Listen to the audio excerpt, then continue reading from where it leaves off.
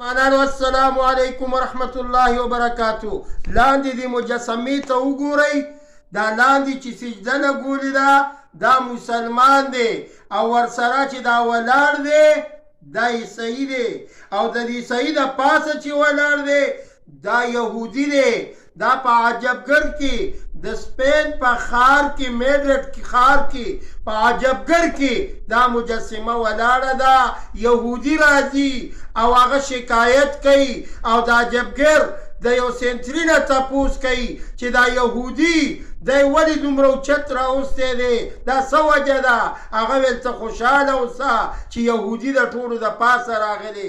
ویل نه، ویل د دې نه مونږ ته خطره ده که چېرې دا مسلمان د سجدې نه سر راوچت کي نو دا دواړه به رالړه شي. امقه ورځ ده چې نن یهودیان رالړه شوي دي. مسلمانانو راپاسئ، یو موټی شئ او یهودیانو ته او دغه اسرائیلیانو ته خپل ځانونه او خپله مسلماني وښایئ.